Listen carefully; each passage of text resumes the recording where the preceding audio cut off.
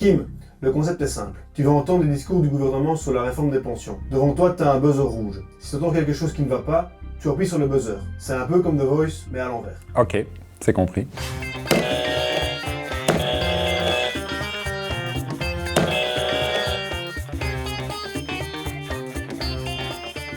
T'as dit dans cet extrait 1 Ouais, attends, Kim.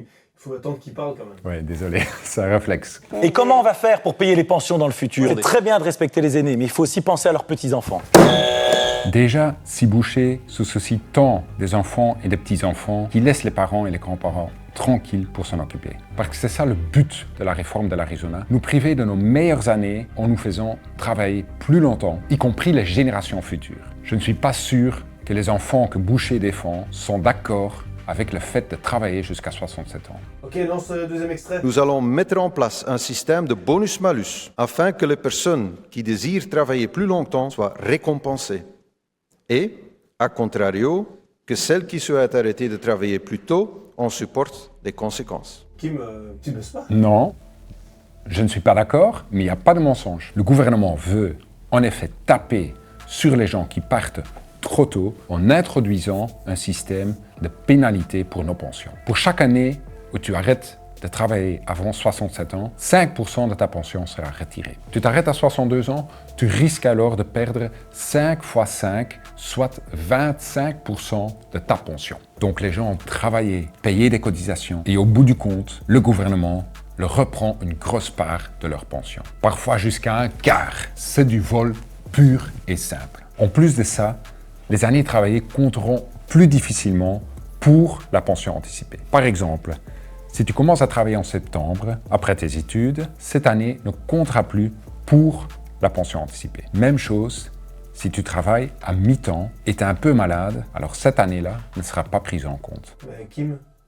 est-ce que tu peux nous donner un exemple concret? Bien sûr, prenons Valérie. Elle a 50 ans, elle a travaillé plus de 20 ans à temps plein. Malheureusement, elle a dû s'arrêter pendant 2 ans à cause d'un cancer du sein. Elle a ensuite repris le travail, mais à temps partiel, parce qu'un temps plein était trop lourd physiquement. Valérie sait qu'elle ne pourra pas travailler jusqu'à 67 ans à cause de sa santé. Mais si elle s'arrête à 65 ans, elle sera pénalisée par le malus pension. Pourquoi?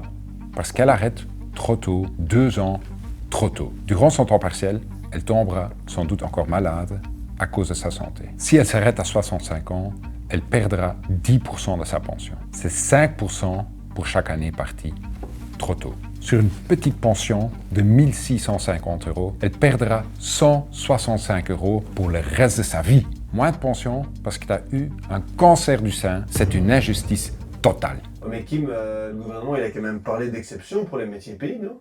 Ben ouais, ils ont promis ça, mais dans les faits, ils le font pas du tout. Au contraire, ils suppriment toutes les mesures pour les métiers pénibles. Où est le respect pour ces travailleurs? Les travailleurs avec des métiers pénibles n'ont pas seulement une pension plus basse, mais ils vivent aussi moins longtemps en bonne santé. Les faire travailler jusqu'à 67 ans, c'est une double injustice. Moins de pension et moins d'années pour en profiter. Le seul objectif de ce gouvernement est de nous faire travailler plus longtemps. Toutes ces mesures ne sauvent pas notre système de pension, elles le détruisent. Ils veulent détruire les droits que nous avons acquis. Ok, je pense que c'est clair. Tu peux lancer un nouvel extrait? Je veux aussi être tout à fait franc et transparent. Ça, c'est pas possible. Ok. On va lancer un quatrième extrait. Il faut prendre des mesures qui ont un effet à long terme, certainement les pensions. C'est ça qu'il faut faire. Il faut le courage de le faire.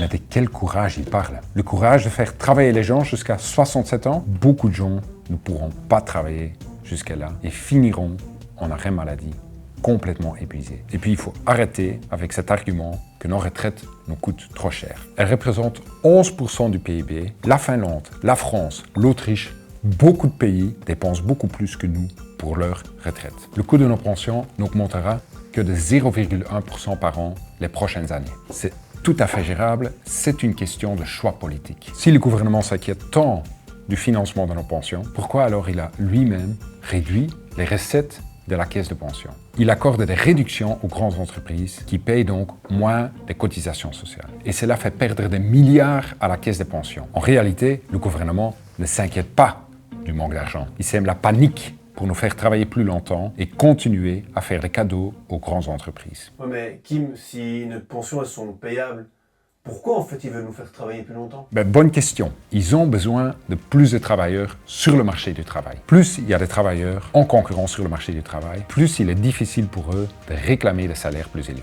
Si 10 personnes veulent le même job, l'employeur peut dire « c'est à prendre ou à laisser. Si tu refuses ce salaire, un autre l'acceptera. » Nous, au PTB, nous disons « les gens ont droit au repos après une longue carrière de travail. On a droit à une bonne pension et on ne va pas accepter que ce gouvernement casse nos droits. » Ok, merci. C'est super clair.